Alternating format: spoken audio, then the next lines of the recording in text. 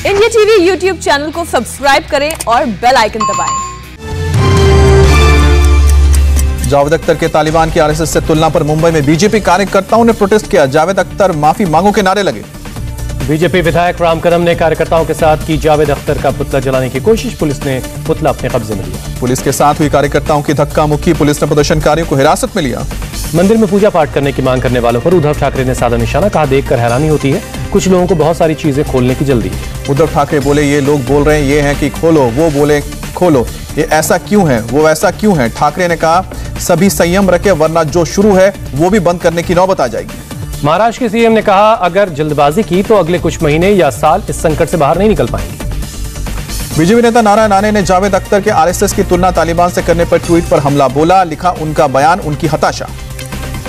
राणा ने ट्वीट कर लिखा, उनके गाने और उनकी पारिवारिक फिल्में ज्यादातर हिंदू देखते हैं, न कि पाकिस्तान या तालिबान।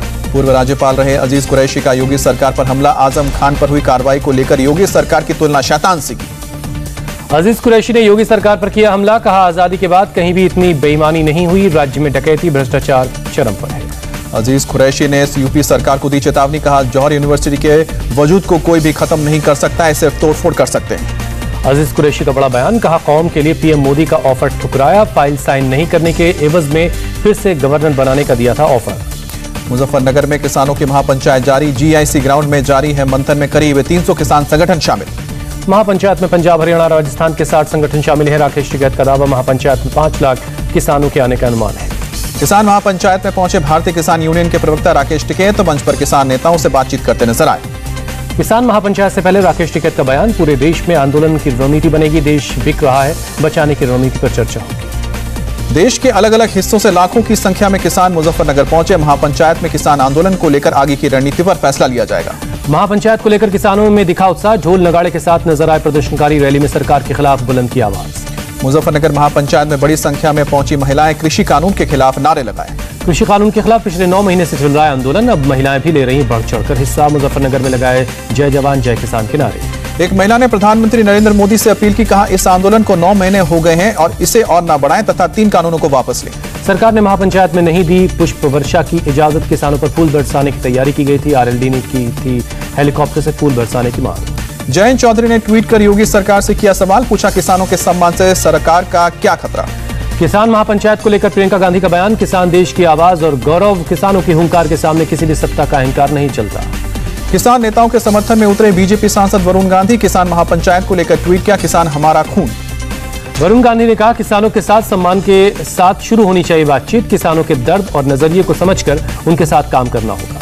मुजफ्फरनगर में किसान महापंचायत के लिए भारी सुरक्षा। पीएससी की 6 और रैपिड एक्शन फोर्स की 2 कंपनियां तैनात। यूपी में बीजेपी आज से कर रही है प्रबुद्ध वर्ग सम्मेलन। 403 विधानसभा क्षेत्रों में होगा यह सम्मेलन। सीएम योगी आज वाराणसी में प्रबुद्ध वर्ग सम्मेलन में हिस्सा लेंगे, जबकि यूपी बीजेपी अध्यक्ष स्वतंत्र देव सिंह अयोध्या में होंगे। बीजेपी के प्रबुद्ध वर्ग सम्मेलन को लेकर बोले डिप्टी सीएम केशव प्रसाद मौर्य। कहा, बीजेपी जात पात की नहीं करती राजनीति। सम्मेलन का मकसद सरकार की योजनाओं को सब तक पहुंचाना। शिक्षक दिवस के मौके पर आज अखिलेश यादव करेंगे टीचर्स कॉन्फ्रेंस। भदोई में होगा समारोह। सीएम योगी आदित्यनाथ ने गोरखपुर जिले के शाहपुर में किया स्वच्छता महाअभियान का शुभारंभ। योगी ने नगर निगम के सफाई कर्मियों को भी सम्मानित किया।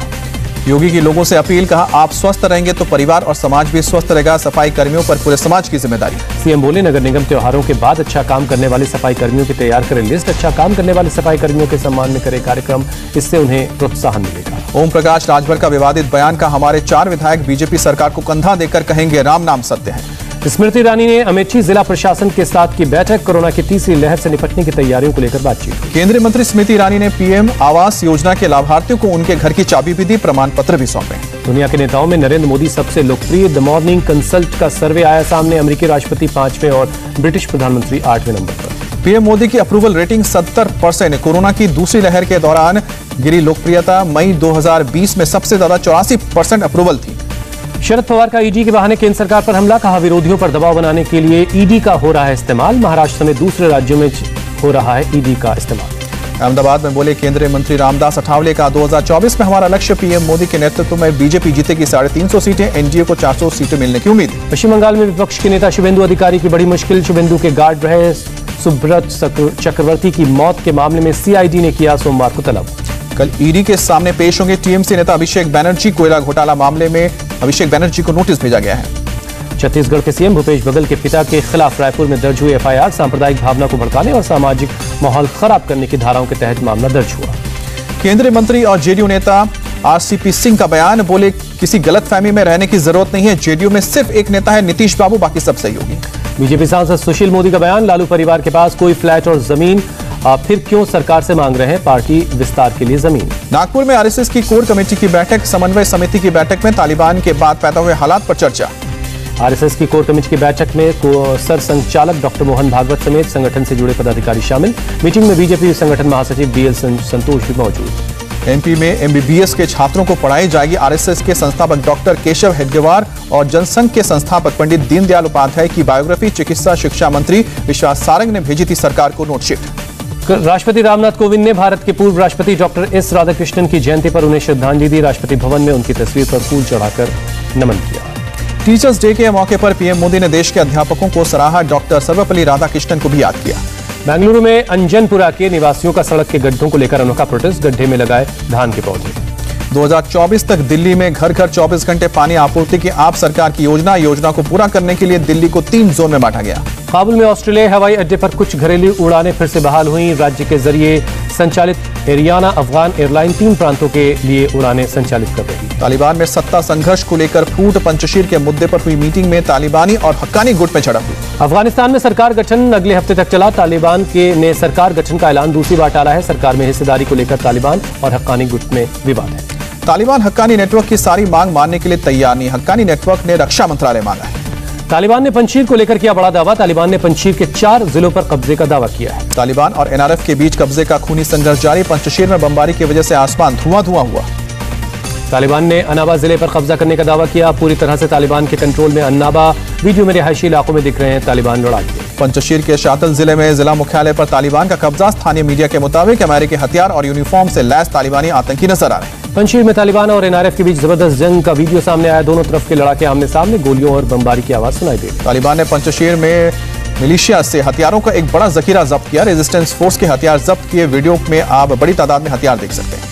रेजिस्टेंस फ्रंट ने पंजशीर पर कब्जे का तालिबानी दावे को किया खारिज। वीडियो जारी कर कहा पंजशीर की धरती को तालिबानियों के लिए कब्रिस्तान बना देंगे। पंजशीर में रेजिस्टेंस फोर्स ने तालिबान के 600 लड़ाके ढेर किए। टास्क ने दी जानकारी, 1000 से ज्यादा तालिबानी पकड़े गए। ओलंपियंस की तरह ही पीएम मोदी पैरालंपिक्स को अभी करेंगे होस्ट। खेल मंत्री अनुराग ठाकुर ने जानकारी दी। खेल मंत्री ने कहा 2016 में हमने 19 खिलाड़ियों का दल भेजा था और इस बार 119 खिलाड़ियों का दल भेजा है, इसलिए पदकों की गिनती भी 5 गुना बढ़ सकी। कृष्णा नागर ने रचा इतिहास। टोक्यो पैरालंपिक बैडमिंटन में जीता गोल्ड। फाइनल में हांगकांग के खिलाड़ी को हराया।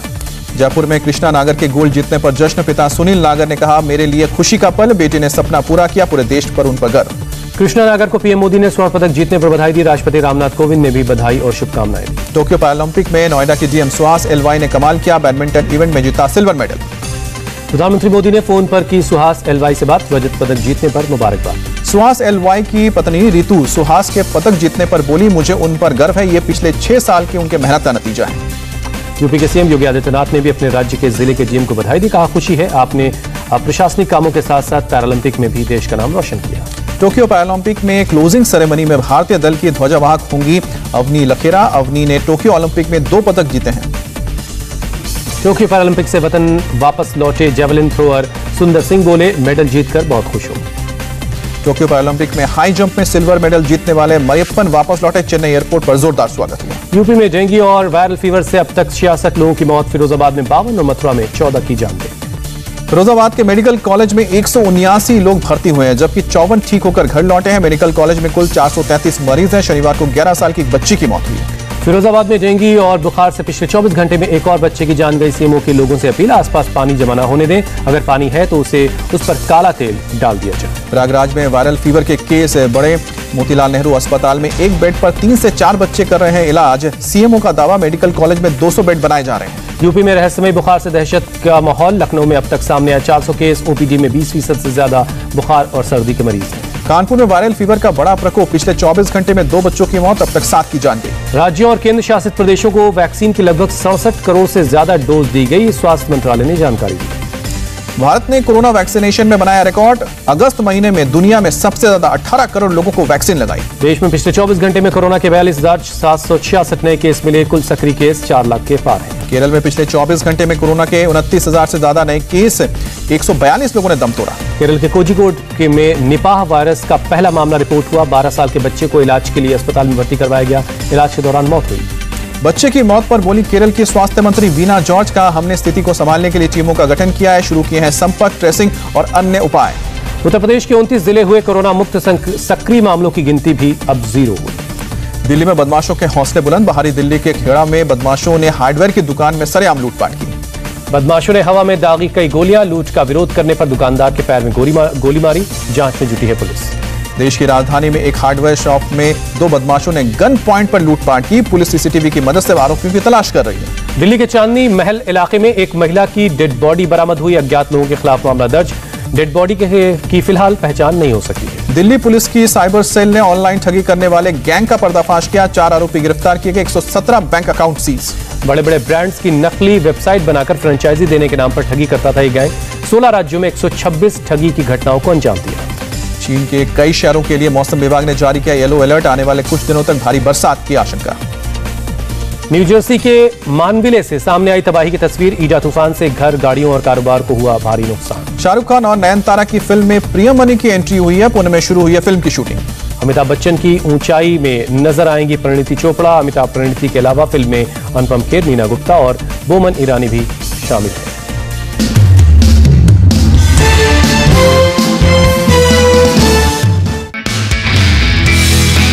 नमस्ते, मैं हूं मीनाक्षी जोशी। वीडियो और खबरों से अपडेट रहने के लिए India TV YouTube channel subscribe करें, बेल आइकन दबाना ना भूलें। जुड़े रहें इंडिया टीवी के साथ।